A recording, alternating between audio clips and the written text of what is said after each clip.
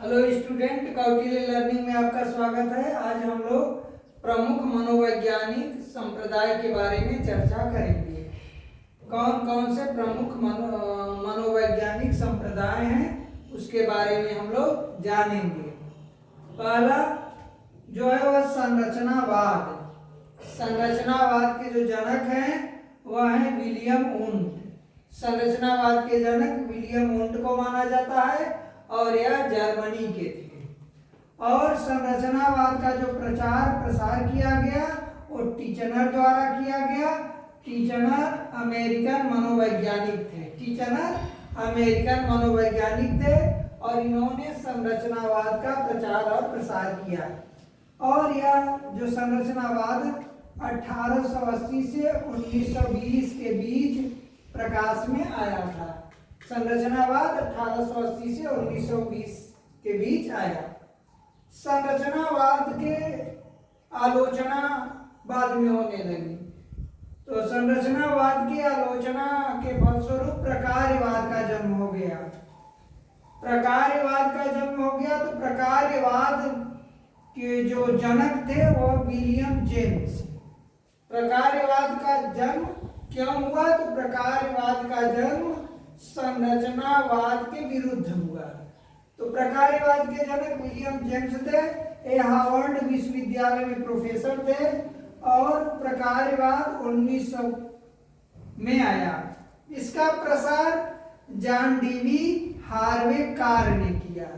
ये दोनों लोग शिकागो विश्वविद्यालय में प्रोफेसर थे। तो जॉन डीवी और हार्वे कार ने प्रकार्यवाद का प्रचार और प्रसार किया। साथ में वुडवर्थ भी एक शिक्षा शास्त्री और मनोवैज्ञानिक हैं और इन्होंने इसका प्रचार प्रसार किया और एक कोलंबिया विश्वविद्यालय में प्रोफेसर थे। तो इस प्रकार हम देखते हैं संरचनावाद का जब जन्म हुआ तो कुछ समय बाद उसकी आलोचना शुरू हो गई, जिसके फलस्वरूप प्रकार्यवाद का जन्म हुआ। प्रकार्यवाद संरचनावाद के बाद एक तीसरा जो आता है संप्रदाय वो है व्यवहारवाद। व्यवहारवाद बहुत ही महत्वपूर्ण संप्रदाय है और व्यवहारवाद का जो जन्म हुआ वह संरचनावाद और प्रकार्यवाद के विरुद्ध।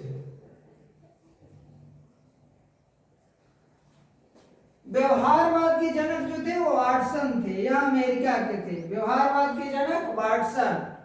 और इन्होंने संरचनावाद और प्रकार्यवाद दोनों की आलोचना की, जिसके फलस्वरूप व्यवहारवाद का जन्म हुआ। और व्यवहारवाद को प्रचारित प्रसारित करने में सबसे बड़ी भूमिका हल, स्किनर और गुथ्री की थी।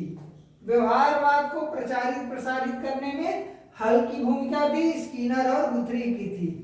व्यवहारवाद 1915 से 1960 के बीच में इसका काल माना जाता है। व्यवहारवाद को मनोविज्ञान में व्यवहारवाद की बड़ी महत्वपूर्ण भूमिका है और इसका उपयोग शिक्षा में ज्यादा से ज्यादा लागू किया गया है। अब अगला जो संप्रदाय है वह है गेस्टाल्टवाद। गेस्टाल्टवाद को समग्रवाद भी कहते हैं। गेस्टाल्टवाद को समग्रवाद भी कहते हैं और संज्ञानवाद भी कहते हैं। इसको अंतर्दृष्टि का सिद्धांत भी कहते हैं। गेस्टाल्टवाद का जन्म इन तीनों संप्रदायों के विरुद्ध हुआ, यानी संरचनावाद,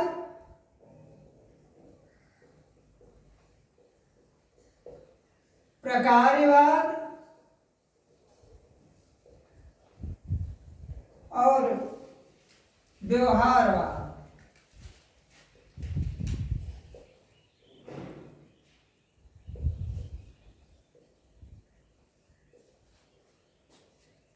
गेस्टाल्टवाद या समग्रवाद या संज्ञानवाद का जन्म संरचनावाद, प्रकार्यवाद और व्यवहारवाद के विरुद्ध हुआ और इसके जो जनक है वह मैक्स वर्दाइमर को माना जाता है। गेस्टाल्टवाद के जनक मैक्स वर्दाइमर को माना जाता था और यह बर्लिन के हैं।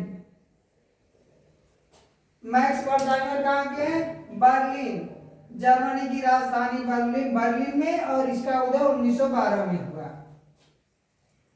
समग्रवाद या संज्ञानवाद का प्रचार और प्रसार कोहलर और कोपका द्वारा किया गया। गेस्टाल्टवाद का प्रचार और प्रसार कोपका और कोहलर द्वारा किया गया। साथ में इसमें लेविन की भी भूमिका थी। लेविन, जिन्हें कर्ट लेविन भी कहते हैं, बाद में कर्ट लेविन अपना एक अलग संप्रदाय बनाए जिसे क्षेत्र सिद्धांत भी कहते हैं। अब अगला हम लोग देखते हैं मनोविश्लेषण सिद्धांत। मनोविश्लेषण सिद्धांत सिगमंड फ्रायड द्वारा दिया गया। यह ऑस्ट्रिया देश है, उसकी राजधानी वियना है, वहीं के थे। सिगमंड फ्रायड वियना के थे और इन्होंने मनोविश्लेषण सिद्धांत दिया। और मनोविश्लेषण सिद्धांत 1900 से 1950 के बीच ज्यादा आगे बढ़ा और इसने अपनी जो विचार थे पूरे यूरोप में फैलाया। तो मनोविश्लेषणवाद के जनक कौन थे? Sigmund Freud. ये सभी जो टॉपिक है ये बड़े महत्वपूर्ण है। टेट, सी टेट या सुपर टेट के लिए अक्सर एग्जाम में आता है। अगला जो है वो क्षेत्र सिद्धांत।